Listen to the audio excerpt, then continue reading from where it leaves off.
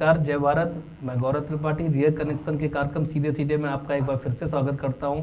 आज हमारे बीच बैठे हुए नगर के कई ऐसे युवा जो सक्रिय रूप से राजनीतिक दलों में कार्य कर रहे हैं और साथ ही साथ पदाधिकारी भी हैं। इन सबसे हम बात करेंगे कि किस प्रकार युवा अपने आप को राजनीति में एक राजनीति के सांचे में कैसे अपने आप को फिट कर पा रहा है। साथ ही साथ बात करेंगे क्या लोगों की प्लानिंग है नगर को लेकर, या नगर के साथ साथ देश की राजनीति में किस प्रकार की भूमिका निभाना चाहते हैं। तो सबसे पहले हम परिचय करते हैं। हमारे साथ आशु चौहान जी, जो कि विधानसभा अध्यक्ष है समाजवादी लोहिया वाहिनी से। प्रदेश सचिव जी है सौरभ त्रिपाठी जी, प्रदेश सचिव हैं कांग्रेस से। नगर उपाध्यक्ष हिमांशु त्रिपाठी जी और नगर महामंत्री पंकज दुबे जी। आप सभी भाजपा, सपा, बसपा से, कांग्रेस से सक्रियता के साथ लगे हुए हैं पिछले कई वर्षों से। और इस बीच हमारे साथ और एक मेहमान जुड़ने वाले थे बसपा से, वो किसी कारण पर नहीं आ पाए हैं, मगर उनकी हम चर्चा को शुरुआत करते हैं। सीधे सीधे कार्यक्रम का नाम है तो सीधे सीधे बात करेंगे सौरभ जी से। सबसे पहले सौरभ जी, कांग्रेस जो है प्रमुख विपक्षी दल है भाजपा का और कई वर्षों से देश सेवा में लगा रहा है। इसके बावजूद आज की स्थिति ऐसी है कि नरेंद्र मोदी जी जहाँ नहीं, या भाजपा के ज़्यादातर वरिष्ठ नेताओं तरफ से यही सुनने में आता है कांग्रेस मुक्त भारत बनाना है। तो किस प्रकार इनकी इस बात को लेते हैं आप? अब ये नरेंद्र मोदी जी की सोच हो सकती है कि कांग्रेस मुक्त भारत बनाना। हमारी पार्टी की विचारधारा और उनकी विचारधारा में काफ़ी अंतर है। हमारे नेता कहते हैं कि कांग्रेस मुक्त भारत का जो नारा प्रधानमंत्री जी ने दिया है, लेकिन जब देश में विपक्ष ही नहीं रहेगा तो आप राजनीति किसके साथ करेंगे। और जहाँ तक इनका ये नारा है, इसके जवाब में हमारे नेता माननीय राहुल गांधी जी ने कहा कि हमने आज तक अपने किसी भी भाषण में या किसी स्टेटमेंट में ये नहीं कहा कि हमें बीजेपी मुक्त भारत बनाना है, क्योंकि हमें अपनी विचारधारा को लेके आगे बढ़ना है। इस देश में एकता और अखंडता को कायम रखना है। भाजपा को हम कांग्रेस में कन्वर्ट कर सकते हैं, लेकिन भाजपा मुक्त भारत की कल्पना नहीं की जा सकती। जब देश में विपक्ष ही नहीं होगा तो फिर लोकतंत्र की क्या आवश्यकता रह जाएगी। तो राहुल जी का ये सुना है अक्सर कि हाँ हम भी रहे वो भी रहे, ऐसा भी इन्होंने भी जल्दी वो चुनाव के बाद कहा था कि हमें किसी से मुक्त भारत नहीं बनाना है। हाँ, सरकारें तो आती जाती रहती हैं। जी। जब कोई पार्टी नहीं रहेगी फिर लोकतंत्र ही नहीं रहेगा, फिर तो तानाशाही हो जाएगी देश में। जी। पंकज जी, आपसे पूछना चाहेंगे, चूँकि आज कार्यक्रम में सभी दलों के पदाधिकारी बैठे हुए हैं, तो कहीं ना कहीं से एक आपसी डिबेट भी रहेगी। इससे पहले के कार्यक्रमों में ज़्यादातर सवाल हमारे रहते थे और लोग उस चीज़ का जवाब देते थे। तो कोशिश ये रहेगी कि जो भी एक लोग एक्सक्यूज दे, दूसरे भाई से भी ये पूछा रहेगा। तो पंकज जी, किस प्रकार आप मोदी जी की इस बात को मानते हैं कांग्रेस मुक्त भारत, या क्यों वो कहते हैं आपके मोदी जी? कांग्रेस की जो 70 साल की जो सत्ता में रहे कांग्रेस अभी तक, उसमें जो उन्होंने भारत को मूल रास्ते से भटकाने का काम किया है, तो फिर कभी भी मोदी जी ने ये नहीं कहा कि कांग्रेस को बिल्कुल ख़त्म कर देंगे। कांग्रेस को सत्ता से दूर रखने का उन्होंने एक आवाज़ दी है कि कांग्रेस मुक्त भारत, यानी कि कांग्रेस को सत्ता का कहना है कि भाजपा भी रहे, कांग्रेस भी रहे, मतलब सभी दल रहे देश की राजनीति में। अब राहुल जी ये कह के सिंपैथी लूट रहे हैं कि कहना भाजपा रहे, भाजपा तो रहेगी। भाजपा ने ना कभी ये कहा है कि कांग्रेस बिल्कुल ख़त्म हो जाए। भाजपा का एक विजन है कि केवल कांग्रेस को सत्ता से दूर रखना। यदि भारत का विकास कराना है और भारत का आगे ले जाना है तो कांग्रेस को सत्ता से दूर रहना पड़ेगा। आप सभी चारों लोग बता रहे कार्यक्रम में आज चूंकि चर्चा टू द पॉइंट होएगी, तो ऐसी कोई आवश्यकता भी ना रहे कि हम सवाल करें वहीं पे आप बोले। इस बीच एक दूसरे की बात का कटाच अगर आपको लगता है कोई एक सार्थक कटाच है तो आप बीच में भी कर सकते हैं, बात को रोकते हुए भी। जो कांग्रेस के पीछे के साल रहे, इस कारण मोदी जी ये चाह रहे हैं पूरी तरह से कांग्रेस मिट जाए। तो ये नहीं चाह रहे कि कांग्रेस मिट जाए, कांग्रेस सत्ता से दूर रहेगी तो भारत का विकास हो सकेगा। कांग्रेस भाजपा इन दोनों के बीच में हमारे क्षेत्रीय दलों से भी प्रतिनिधि करने के बैठे हुए हैं आशु चौहान जी। आशु जी, आप पिछले अखिलेश जी की सरकार रही, काफ़ी भूमिका आपने भी सक्रियता से बनाई। अखिलेश जी ने विकास कार्य प्रदेश में बहुत किया है, लेकिन फिर भी वो सत्ता में वापस नहीं आ पाए। क्या किसे दोषी मानते हैं? कोई इनकी कार्यशैली या फिर जनता के रुझान? हिंदुस्तान की जनता और उसमें उत्तर प्रदेश की जनता इतनी मासूम जनता है कि बहकावे में इतनी जल्दी आ जाती है कि वो इस बात को नहीं समझ पाए कि एक तरफ जुमलेबाजी हो रही थी, एक तरफ बहकावे की बातें हो रही थी, एक तरफ मंदिर और मस्जिद की बात हो रही थी और एक तरफ विकास की बात हो रही थी। क्योंकि मेरी पार्टी का नारा था विकास। हम लोग विकास की बात कर रहे थे, वो मंदिर और मस्जिद की बात कर रहे थे। इसलिए पब्लिक रूठ गई। पब्लिक के दिमाग में पहुंचा, 15 लाख खातों में आ जाएंगे, जनधन के खाते खुल रहे थे। जी जी। तो हिंदुस्तान की जनता नहीं बल्कि उत्तर प्रदेश की जनता इतनी कमजोर जनता है कि वो 15 लाख की झांसे में आ गई और झांसे में आने के बाद उसने उनको वोट दे दिया। हेमांग जी, क्या इस बात की सच्चाई देते हैं कि जनता झांसे में आई है या उसने भाजपा की नीतियों को देखकर वोट किया? जी आप, जी कोई भी आप बताइए, आप भी भारतीय जो भी बोलना चाहे आप। 2014 की भारतीय जनता पार्टी सरकार ने, माननीय नरेंद्र मोदी जी ने जो भी वादे किए, जो जुमलेबाजी की समाजवादी पार्टी या विपक्ष पार्टियां जो आरोप लगाती हैं कि 15 लाख रुपए खाते में आ जाएंगे, ऐसा भारतीय जनता पार्टी के मैनिफेस्टो में कहीं पे भी नहीं था।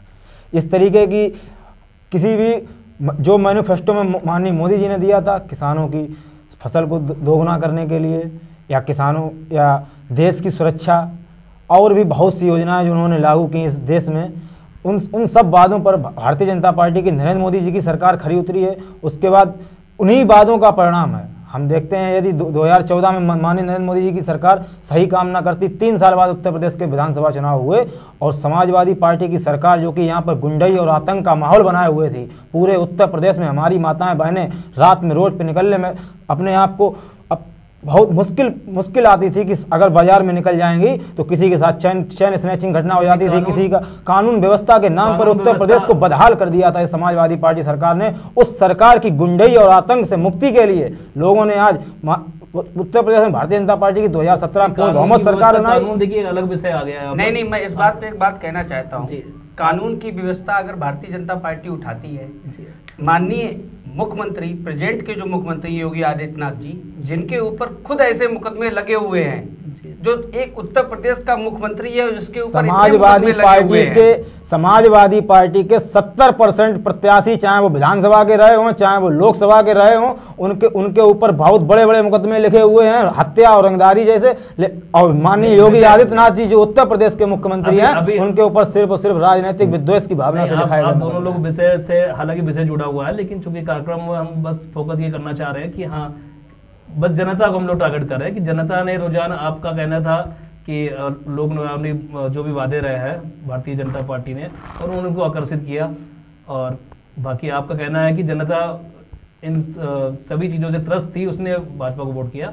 देखिए, पुलिस व्यवस्था तो आज भी हर तरह से कभी ज़्यादा कभी कम, पुलिस व्यवस्था बहुत बड़ी हो जाती है, देश प्रदेश या देश जो भी एक बड़ी जिम्मेदारी हो जाती है। ये विषय हम लोग फिर कभी चर्चा कर लेंगे। फिलहाल अच्छा पंकज जी आप बताइए, मोदी समर्थकों को मोदी भक्त क्यों कहा जाता है? देखिए, जो या आप अपने आप को भक्त मानते हैं? सीधा सीधा पूछते हैं आपसे।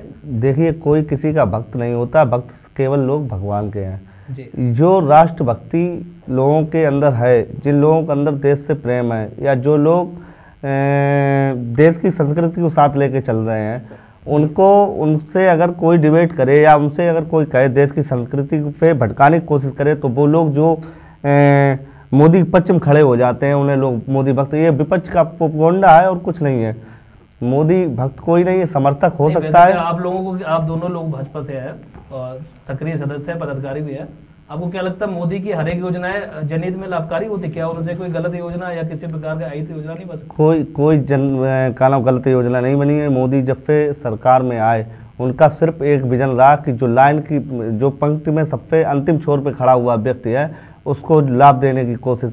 यदि भारतीय जनता पार्टी किसी अपने उस तरीके से काम करती तो 2011 की सूची के अनुसार वो कोई भी लाभार्थी को लाभ नहीं देती।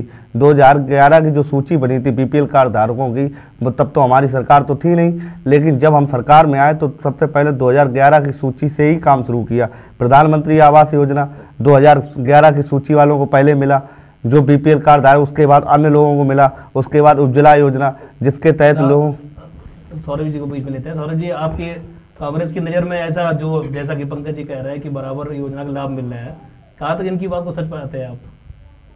ये भाषण वीरों की सरकार है। ये मंच से बड़े बड़े वादे करते हैं, लेकिन धरातल पर जब आप देखेंगे तो आज भी कई गाँव में कई घर ऐसे हैं जिन्हें उज्ज्वला योजना में गैस सिलेंडर तो ले लिया एक बार, और उन्हें एक क्या कहेंगे उसको बरगला दिया गया कि फ्री मिल रहा है, लेकिन जब वो गैस सिलेंडर लेने जाते हैं, आपको जो गैस सिलेंडर मिलता है उसकी कीमत अलग मिलती है, आपको उसमें सब्सिडी भी मिलती है, लेकिन जो गरीब गैस सिलेंडर लेने जाता है उसे उसमें सब्सिडी नहीं मिलती है। एक बार गैस सिलेंडर जब वो टंकी भर के आ जाती है, उसके बाद दोबारा टंकी नहीं उन्होंने भरवा पाई। आज भी उन घरों में चूल्हे ही जल रहे हैं, लेकिन मोदी जी मंच से बोलते हैं लाखों लोगों के बीच में, हजारों लोगों के बीच में कहेंगे कि हमने माताओं बहनों के आंखों के आंसू अगर पोंछे कांग्रेस हैं। की सरकार आती है तो इन खाली सिलेंडर को भराने के लिए कोई योजना है? बिल्कुल। आप कांग्रेस की सरकार के गैस सिलेंडर के दाम देख लीजिए, 400 रुपये में आता था, आज 800 रुपये में मिल रहा है। चलिए खैर, आंसू जी, सपा सरकार अखिलेश जी के नेतृत्व में पार्टी में, खैर ये काफ़ी वरिष्ठ लेवल का सवाल हो जाएगा, जो भी पार्टी या उनके परिवार बीच चल रहा है वो अलग विषय है, लेकिन हमें सीधे पूछना चाहेंगे जो गठबंधन हुआ है इसको कहाँ तक आप निजी राय में आप कहाँ तक सही ठहराते हैं? गठबंधन बहुत अच्छा हुआ है, जी उसका कारण है जी भारतीय जनता पार्टी जो छोटे तबके का व्यक्ति था उसको भटकाने में बहुत आगे कामयाब हो जाती थी बार बार, लेकिन इस सांप्रदायिक ताकत को रोकने के लिए, हिंदुस्तान के लोकतंत्र को बचाने के लिए जो मोदी जी इतने झूठे झूठे वादे करते हैं, जिन वादों पर कोई भी अमल नहीं होता है, जैसे अभी मेरे नेताजी ने बताया, कांग्रेसी नेताजी ने बताया कि सिलेंडर तो आपने सस्ता कर महंगा कर दिया और कह रहे हो उज्ज्वला योजना के मैं सिलेंडर आपको दे रहा हूँ। उस किसान से पूछिए घर जाकर कि वो 800 रुपये कहाँ से लाएगा और सिलेंडर कैसे भरवाएगा। इसलिए इस लोकतंत्र के हिंदुस्तान को बचाने के लिए समाजवादी पार्टी और बहुजन समाजवादी पार्टी का गठबंधन हुआ है। कुछ कहना चाह रहे हैं? अभी हमारे मित्र सौरभ जी ने कहा कि जैसे सिलेंडर खाली पड़े हुए हैं, जब इनकी सरकार थी तो गांव की तो बात ही छोड़ो, शहर के लोगों को भी सिलेंडर लेने के लिए एजेंसी के बाद लाइन लगानी पड़ती थी। हमारी सरकार और थी, इनकी सरकार में गैस सिलेंडर को हिंदुस्तान में लेके आई, और जब गैस सिलेंडर हिंदुस्तान में आया था तब इन भाजपा नेताओं ने बैलगाड़ी पे रख के इसको कहा था ये तो बम भाई, हिंदुस्तान बर्बाद हो जाएगा, घरों में आग लग जाएगी। आज उसी गैस के ऊपर आप लोग राजनीति कर रहे हैं और बताते हैं कांग्रेस ने क्या किया। इससे बड़ा मजाक क्या हो सकता है हिंदुस्तान की जनता के साथ? उसके बाद का नाम कांग्रेस की सरकार में लाइनें लगती थी, पुलिस को कई बार लाठियां चार्ज करनी पड़ती थी, आए दिन अखबार में आप पढ़ते होंगे, और आज ये बता रहे हैं कि सिलेंडर खाली है। ये तो चलिए, अब इस चीज़ को लेकर अब एक पत्रकारिता दृष्टिकोण से अगर निष्पक्ष पत्रकारिता बबात करें तो ये एक बदलते दौर की बात है। अगर कांग्रेस लेकर आई है तो भाजपा आधुनिकता की दौड़ जैसे डिजिटलाइजेशन हर तरह हो चुका है, तो हर सुविधा आसानी से पहुंच रही है। और लेकिन हाँ, कहीं ना कहीं से दोनों पार्टियों ने प्रयास किया। लोगों का कहना, अगर मोदी जी कहते हैं 70 साल से कांग्रेस ने कुछ नहीं किया, तो ये 70 साल बीतते बीतते कुछ तो हुआ ही है, कुछ ना कुछ तो किया गया है। अच्छा रहे देश की राजनीति में, ये पार्टी दल मन से स्वीकार करने, किसी ने किया, भले जो भी कुछ किया हो, कम किया हो, स्वीकार करना चाहिए। सौरभ जी, गठबंधन की आवश्यकता को क्यों महसूस हो रही है? गठबंधन क्यों? जो वर्तमान में जो एनडीए की सरकार है वो 42 पार्टियों का गठबंधन है, और आप यूपीए का जो गठबंधन अभी हुआ नहीं भी हुआ है, बहुत ज़्यादा 21 पार्टियां हैं उसमें, तो आप समझ सकते हैं गठबंधन की आवश्यकता किसे है। मुझे तो ये लगता है कि भारतीय जनता पार्टी जिससे गठबंधन कर लेती है वो पार्टी अच्छी हो जाती है। अभी थोड़े दिन पहले यही भारतीय जनता पार्टी के लोग कहा करते थे कि कश्मीर में बैठी है महबूबा मुफ्ती जी, वो आतंकवादी ग्रुप है, और जब इन्होंने उनके साथ गठबंधन कर लिया तो वो पीडीपी अच्छी हो गई। अगर समाजवादी पार्टी ने बहुजन समाज पार्टी के साथ गठबंधन कर दिया तो मौसा और बुआ एक हो गए, कहीं कुछ एक हो गए। भारतीय जनता पार्टी की जिन पार्टियों के साथ गठबंधन है वो बहुत छोटे दल हैं, और वो विवाद, उनसे भारतीय जनता पार्टी कोई विचारधारा अलग नहीं थी, ना वो उनसे कोई विवाद था, जो छोटे छोटे दल हैं। और जो ये गठबंधन हो रहा है, ये वो विचारधारा है जो कभी एक दूसरे से मिलती ही नहीं थी, हमेशा एक दूसरे को गालियां देके ये सत्ता में। पीडीपी की विचारधारा और बीजेपी की विचारधारा में कितना फर्क है? जो पीडीपी के नेता कहते हैं, पीडीपी का जो विचारधारा है, पीडीपी के नेता अफजल को शहीद बताते हैं, उनकी विचारधारा इनकी विचारधारा। जम्मू कश्मीर में क्या है कि जम्मू कश्मीर में जो 3 अलग अलग है, एक लेह लद्दाख है, एक कश्मीर और एक जम्मू है। जब तक कश्मीर सरकार बनी, अमरुद्दौला पहले रही कांग्रेस गठबंधन, तो जितना भी विकास कार्य होता था पहले होता ही नहीं था, जो हुआ भी वो कश्मीरी के अंदर हुआ। जम्मू की स्थिति ये है कि अगर जम्मू में जो भी पैसा आता है माँ वैष्णो देवी ट्रस्ट से आके वहाँ जम्मू के विकास में लगता है। भारतीय जनता पार्टी की सोच ये थी कि अगर सरकार में आ जाएंगे तो जम्मू के लोगों का विकास हो जाएगा। वहाँ के लोगों की मांग थी कि ये सरकार में, जब हम लोग सरकार में आए उसके बाद पीडीपी का रवैया नहीं बदला, उसके बाद गठबंधन भी तो हमने तोड़ दिया। 4 साल तक आपको अच्छी लगती रही भाई मोबाइल मुफ्ती जी, चुनाव नजदीक आए, आपने 1 साल पहले गठबंधन छोड़ दिया।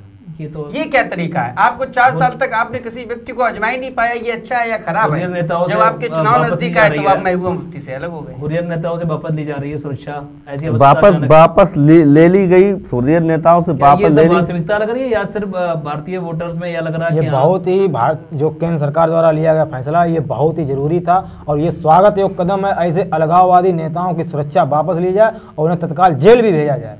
हमारी तो यही मांग है, जो भारतीय जनता पार्टी ने जो फैसला लिया है, स्वागत योग्य फैसला। केवल सुरक्षा ही नहीं वापस लेगी, जबकि राजनीति जमात हो, दावा निष्पक्ष कार्रवाई हो, सुरक्षा जमात वापस दावा ली के गई है, 250 अब इसमें ठिकानों को जो सील कर सुरक्षा दिया ना गया दी जाए। कश्मीर के अंदर।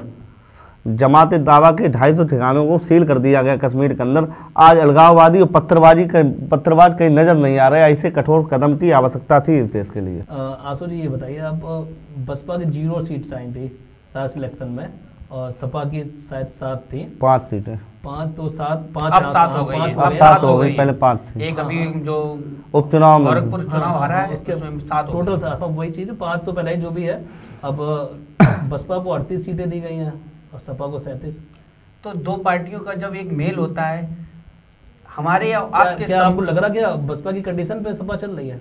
नहीं, ऐसा कुछ नहीं है। हम 37 सीटों पे हम चुनाव लड़ रहे हैं, 38 सीटों पे वो चुनाव। जब किसी पार्टी का किसी पार्टी के साथ मेल होता है तो मिल बांट कर ही काम होता है। ऐसा नहीं हो सकता कि एक पार्टी को 70 सीटें दे दी जाए, एक पार्टी को 4 सीटें दे दी जाए। पूर्ववर्ती सरकारों से जनता इनकी पूर्ववर्ती सरकारों से जनता इतनी उत्तर प्रदेश त्रस्त हो चुकी थी कि इनको अपने ऊपर वो ही नहीं रहा। इनके नेताजी स्वयं कहे कि 39 सीटें हम जीतने, हमने 39 सीटें एक बार जीती थी उत्तर प्रदेश में और हम 37 सीटों पे आ गए।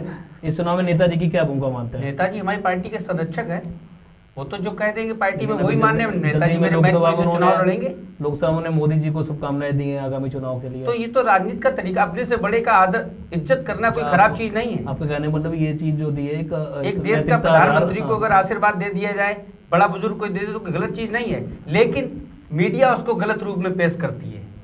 दर्शकों को बराबर देख रहे होंगे, मोदी जी ने को अगर मुलायम सिंह जी ने लोकसभा में जो भी शुभकामनाएं दी हैं वो शुभकामनाएं नैतिकतापूर्ण दी गई हैं, ऐसा कहना है आशु चौहान जी का। और कहीं ना कहीं से लोग उस चीज़ को अलग अर्थ ले रहे हैं। आने वाले चुनाव में जो भी नतीजे आएंगे, जैसे भी हो, रोचक होने वाला है इलेक्शन।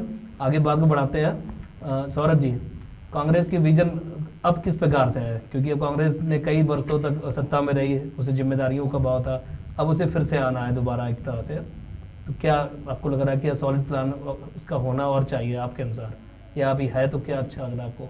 जो कांग्रेस पार्टी का विजन था किसानों के लिए, नौजवानों के लिए, बेरोजगारों के लिए, ठीक है, महिला सुरक्षा के लिए, स्वास्थ्य के लिए, शिक्षा के लिए, यही मुख्य विजन है। इसी को आगे बढ़ाने का कार्य करेगी हमारी पार्टी। चौकीदार चोर है मोदी राहुल जी ने कई रैलियों में मोदी जी की स्टाइल में बोला हुआ है, देखा है हमने कुछ वीडियोस में। वो चौकीदार बोलते हैं, पब्लिक बोलती चोर है। जैसे कि मोदी भी अपनी अपनी कला होती है। पब्लिक जब स्वयं बोलती है चोर है तो उन्हें बोलवाने में क्या दिक्कत है? तो ये चीज पूछना चाह रही इस वर्ड को क्या ये राहुल गांधी जी ने नहीं, बल्कि जो भारतीय जनता पार्टी मौजूदा सांसद हैं शत्रुघ्न सिन्हा जी, उन्होंने भी कहा चौकीदार चोर है। और भाजपा के कई वो राहुल गांधी बोल रहे हैं जिनके ऊपर भ्रष्टाचार के, चोरी के अभी नेशनल हेराल्ड केस में जिन्हें अभी जिनसे कहा गया है कि आप अपनी जमीन वापस दीजिए। सोनिया गांधी जी के ऊपर, राहुल गांधी जी के ऊपर, दोनों लोगों के ऊपर भ्रष्टाचार के महा आरोप लगे हैं। खुद पता होगा कि 2009 से लेकर 2014 तक घोटालों की सरकार, मनमोहन सिंह की सरकार घोटालों की सरकार के रूप में हमेशा इतिहास में याद की जाएगी। 2G घोटाला, हर तरीके घोटाले मनमोहन सिंह की सरकार में याद की।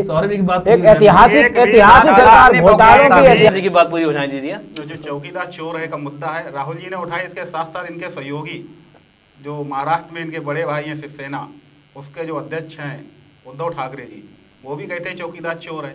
नहीं, आपको यही तो भारतीय जनता पार्टी में स्वस्थ लोकतंत्र है कि हमारे जो सहयोगी दल हैं वो अपनी बात बेबाकी से रख लेते हैं, लेकिन कांग्रेस पार्टी में राहुल गांधी के खिलाफ बोलने वाला व्यक्ति कभी रह नहीं सकता है। हम देखते हैं भारतीय जनता पार्टी पूरे दिखाता है कि सुरक्षा परिषद के जितने भी समझौते होते हैं या मतलब जो भी चौकीदार चोर है, जब से गठबंधन हो गया तब से शांत हो गया। हमारा भारतीय जनता पार्टी में जो भी गठबंधन की सरकारें हैं, जो भी गठबंधन में हमारी दूसरी पार्टियां हैं, उन्हें भी अपनी बात कहने का पूरा हक है। ये कांग्रेस जैसी, ये हमारे भारतीय जनता पार्टी में स्वस्थ लोकतंत्र है। चौकीदार चोर, अच्छा आपकी बात पूरी अधिकार है, लेकिन आपको कोई आदमी चोर कहेगा तो आप सुनते रहेंगे चोर। अगर आप भारतीय जनता हम नहीं कह रहे हम चोर नहीं है, सुप्रीम कोर्ट ने बोला कि हम चोर नहीं है, सुप्रीम कोर्ट कह रहा है, अटॉर्नी जनरल कह रहा है, केस की रिपोर्ट कह रही है, एयरफोर्स का चीफ मार्शल, एयरफोर्स के चीफ मार्शल, पूरा देश जानता है पूरा देश जानता है, सुरक्षा को लेकर जितने भी समझौते होते हैं। कांग्रेस की समस्या सिर्फ एक है कि अगर supreme court Bharatiya Janata party के पक्ष में फैसला करे, रक्षा मंत्रालय तो कह रहा है चोरी हो जाती है। रक्षा मंत्रालय की समस्या कांग्रेस की नहीं, कांग्रेस की राहुल गांधी की मानसिकता में समस्या है। सवाल है कि चौकीदार चोर है, ऐसा राहुल जी कहते हैं या जनता कहती है? सौरभ जी बताइए, जनता खुद कह रही है या उनके सहयोगी दल कह रहे हैं? नहीं, आपने देखा होगा भाषण में राहुल जी जब आवाज लगाते हैं चौकीदार, तो पब्लिक चिल्लाती चोर है। वो कांग्रेस के उसी चीज की बात, कांग्रेस के कार्यकर्ता चिल्लाते, ना कि जनता। जनता होती नहीं उनके। ये आप नहीं बोल सकते। जनता तो जो आप सामने भीड़ है, भले वो उसी पार्टी की हो, लेकिन वो भीड़ को जनता ही हम कहेंगे, क्योंकि वही भीड़ हमें मोदी जी के आरोप लगा रहे हैं वो अपने राहुल गांधी दिखाई पड़ रही है, वही दिखाई पड़ रही है। राहुल गांधी पप्पू हैं या फिर बहन जी मायावती जी है, कुछ भी है, ये वक्त बताएगा क्या है कि सच्चाई क्या है। बाकी बहरहाल देश में ये स्थिति ऐसी आ चुकी है कि जहाँ कहीं भी एक चौकीदार शब्द आ जाए या पप्पू शब्द आ जाए या साहेब शब्द आ जाए, तो ऐसे में लोग समझ जाते हैं कि किन लोगों की बात हो रही है। देश की जनता इतनी काफ़ी समझदारी हो चुकी है, बराबर आप फेसबुक देखते रहते होंगे, कोई किसी कुछ कहे ना कहे, लेकिन ये ऑटोमेटिक और भक्त शब्द भी उसमें सम्मिलित है। कहीं ना कहीं से इन चीज़ों को लेकर एक अच्छी बात ये आ रही है कि जनता इनडायरेक्टली जागरूक हो रही है। लेकिन एक दुर्भाग्यपूर्ण बात यह है कि हाँ, विषयों से हम भटकते जा रहे हैं। हम बात कर रहे हैं मूल मुद्दों पर, मूल जरूरतों पर। ये तो चाहे चौकीदार चोर हो, राहुल जी पप्पू हो या कोई हो, ये एक विषय अलग है, या राजनीतिक किसी की जुमलेबाजी हो, ये अलग है। आसू जी, सपा की भूमिका फिलहाल तो चुनाव में तो अभी तो एक ही लक्ष्य हुआ, सारे लोग मिलकर या अकेले या अपने अपने सीट के थ्रू बीजेपी को रोकना। लेकिन नागरिकों के हित के लिए क्या प्लान है? कुछ सोचा हुआ अखिलेश जी ने? प्रदेश में तो उनकी कई कल्याणकारी योजनाएं देखने में आती रहती हैं। इससे पहले आपने मेरी सरकार देखी 5 साल में, ठीक है, हमने ऐसे ऐसे काम करके उत्तर प्रदेश में दिखाए जो लोगों ने सपने में सोचा थे। ऐसा हाईवे मैंने 21 महीने में तैयार करके दिखाया है। हम तो योगी जी की सरकार से कहना चाहते हैं कि आप, मैंने 21 महीने में करके दिखाया, आप 18 महीने में करके दिखाइए, तो आपकी बहादुरी है। एक तरफ आपने उस हाईवे पे जांच भी बैठा ली, सुप्रीम कोर्ट ने उस जांच को बरी किया, कोई घोटाला नहीं हुआ। भारतीय जनता पार्टी के पास केवल दूसरे के काम पे आरोप लगाना है। इनके पास कोई ऐसा काम नहीं है जो पब्लिक के बीच में बता पाए अभी तक।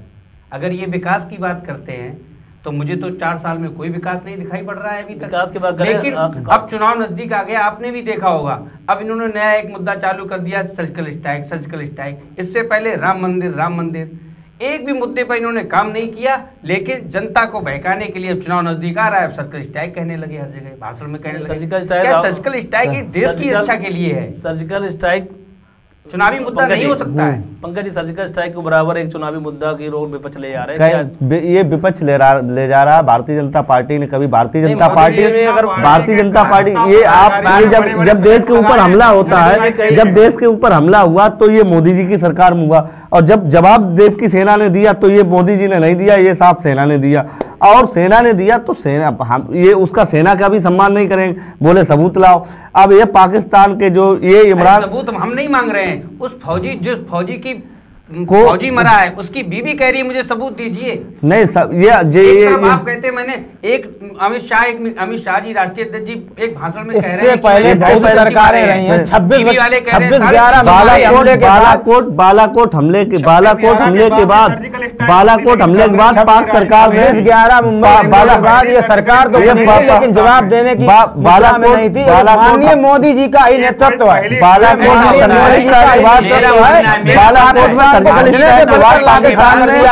अभी तक कोई आप देखते हैं, बालाकोट में सर्जिकल स्ट्राइक के बाद पाकिस्तान ने वहां अपनी मीडिया का भी बैन लगा दिया और पूरे राष्ट्रीय मीडिया का भी बैन लगा दिया। यदि वहां कुछ नहीं हुआ है तो पाकिस्तान सरकार यहाँ के विपक्ष को लेके जाए और वहां घुमा के दिखाए कि हाँ भैया कुछ नहीं हुआ, ये सब ठीक ठाक था। नहीं, उसके बाद आप मोदी सरकार को ऊपर निष्ठा नहीं कर रहे, आप मोदी सरकार को ऊपर नहीं उठा रहे, और एक तरफ सैनिक कह रहे हैं कि 350 मरे हैं। नहीं, आप मोदी सरकार पे नहीं उठा रहे, आप भारतीय वायुसेना पे सवाल उठा रहे हैं। आप भारतीय सेना के ऊपर सवाल उठा रहे हैं कि जो सेना रात में वहां स्ट्राइक करने गई, आप उनकी निष्ठा पे आप उनकी निष्ठा पे सवाल उठा रहे हैं, आप सेना के ऊपर सवाल उठा रहे हैं। और दूसरी चीज ये है, जब से मोदी सरकार बनी, बात को दूसरे ओर ले जाएंगे। अच्छा लग रहा है कि नगर के युवा जरूर क्षेत्रीय राजनीति से जुड़े हुए हैं, लेकिन कहीं ना कहीं राष्ट्रीय पटल पे वो अपनी बात को बहुत अच्छे से रख पा रहे हैं।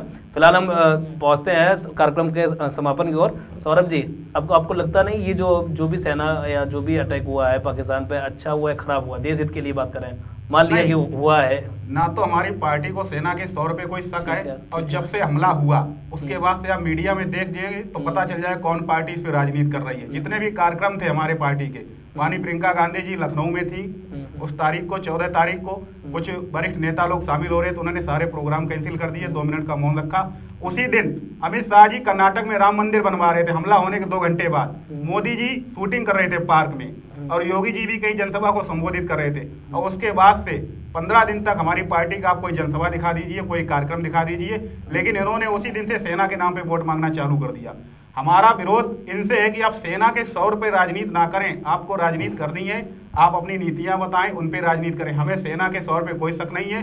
मानिक शाह के नेतृत्व में हमने 95,000 सैनिकों को घुटनों के बल पे ला दिया था, मैं हथियार के।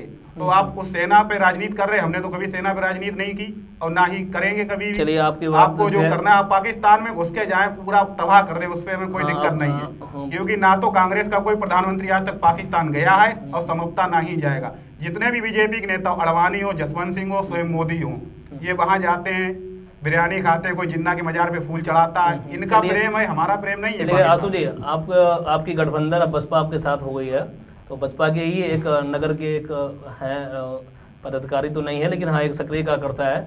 उस 14 तारीख के हमले के जस्ट 1 या 2 घंटे बाद उनके फेसबुक पे एक बहुत वायरल हुआ था कि हाँ, नाम उनका स्टूडियो में नहीं लेंगे, वो इस प्रोग्राम को देख रहे होंगे, वो भी इस रियल कनेक्शन आईडी जुड़े हुए हैं।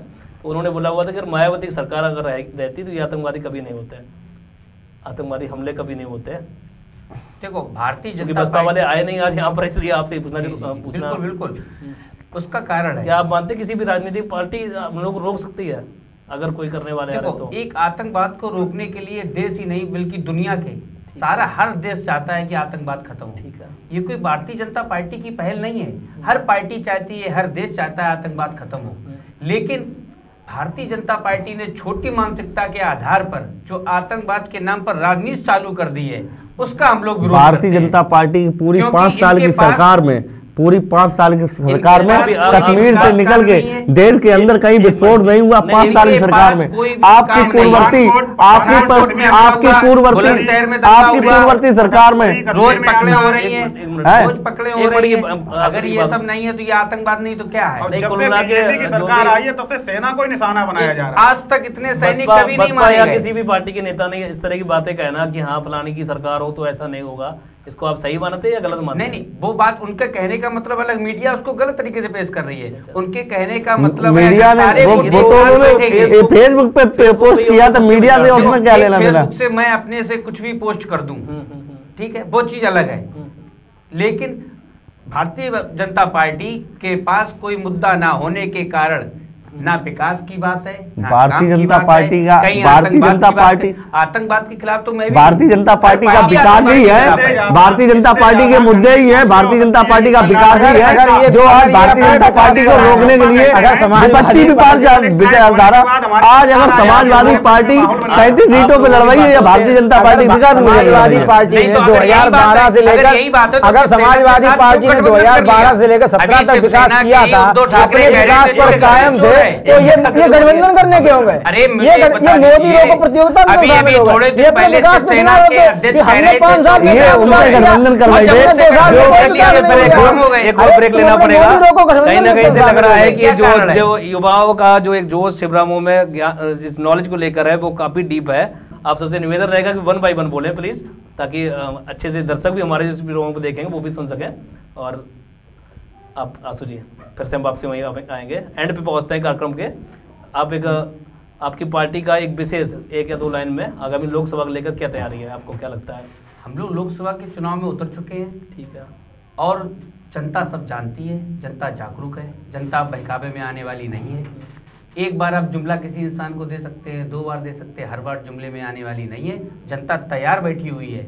उस किसान से गाँव में जाकर पूछिए जिसके खेत खा गए सांड जी, उस किसान से पूछिए, उस माता से पूछिए जिसका फौजी बेचारा गोली मारकर उसकी गोली मार दी जाती है और बाद में उसको केवल सुहावने वादे दिए जाते हैं।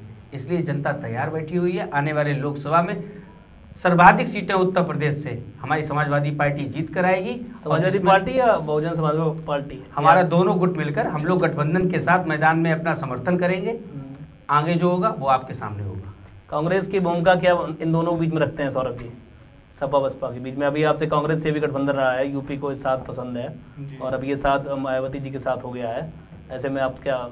हमारा तो हाईकमान कह चुका है, हम सभी सीटों पे चुनाव लड़ेंगे, पूरी दमदारी से लड़ेंगे। अभी ये जो सुनने में आ रहा था कि यहाँ कुछ एक सीटों के बीच में हस्तक्षेप किया जाएगा, ये बात की जाएगी? ये तो मीडिया के द्वारा एक दुष्प्रचार किया जा रहा था। कुल मिला के कांग्रेस सभी सीटों पे अकेले ही लड़ेगी? हाँ, संभवतः सभी सीटों पर उत्तर प्रदेश में चुनाव लड़ेगी। जो 2 सीटें रायबरेली अमेठी इन्होंने छोड़ी हैं, तो हो सकता है इनके सम्मान में 2-3 सीटें हमारी पार्टी भी छोड़ दे।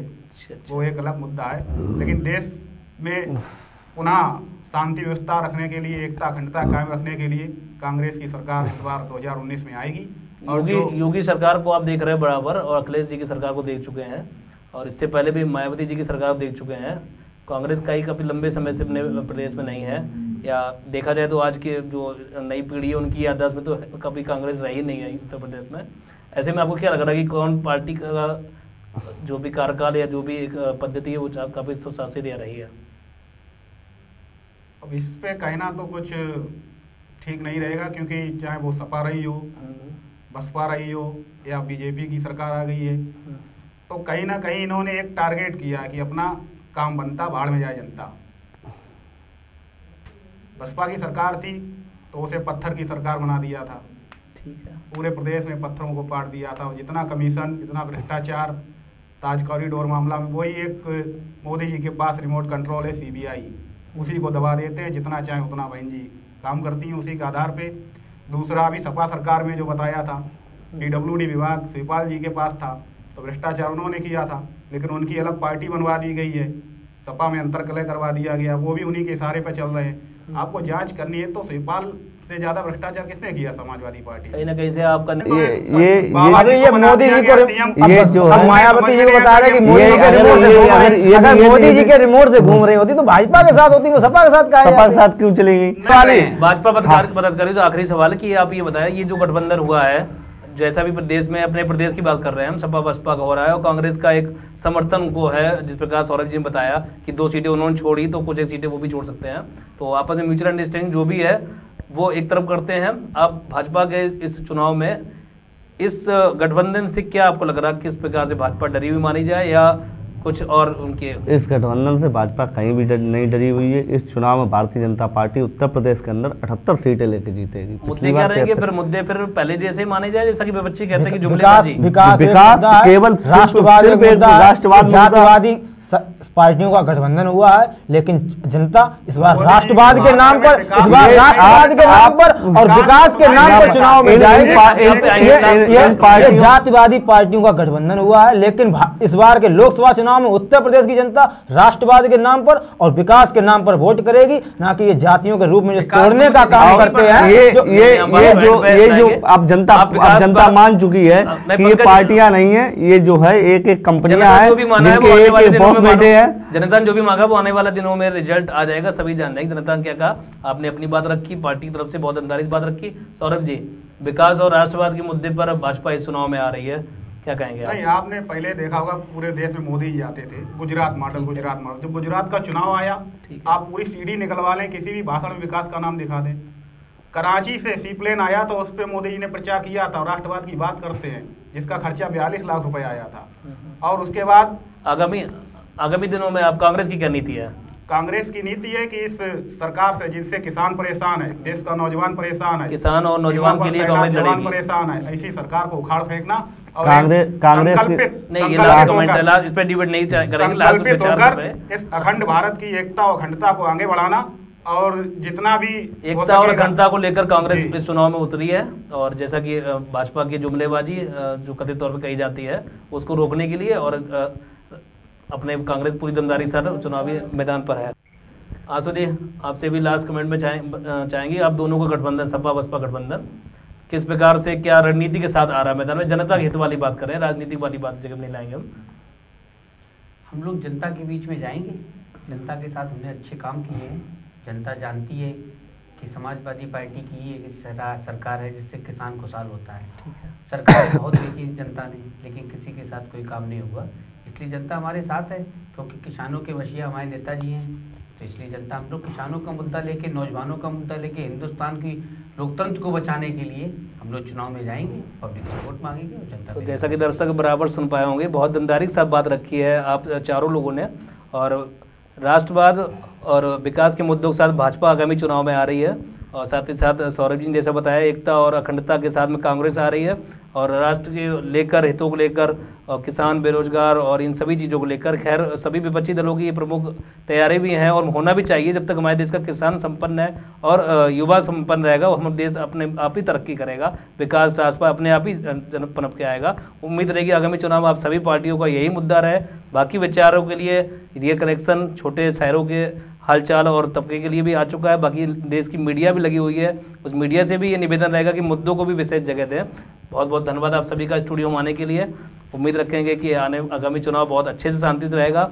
उन्हीं सरकारों को लेकर आपसी मतभेद तो होना ठीक है, लेकिन मनभेद होना ठीक नहीं है। कई बार ऐसी चीज़ें बढ़कर पड़ जाती है। उम्मीद रहेगी आगामी चुनाव में ऐसा ना हो। हमेशा भारत एक देश रहा है। बहुत अच्छा लगा था कि अभी जो पुलवामा अटैक हुआ, इसके बाद जो एयर स्ट्राइक हुई है, कुछ भी हुआ है, कई चीज़ों में सर्वदलीय बैठकें हुई, सभी दलों ने मिलकर हमें यहाँ किया।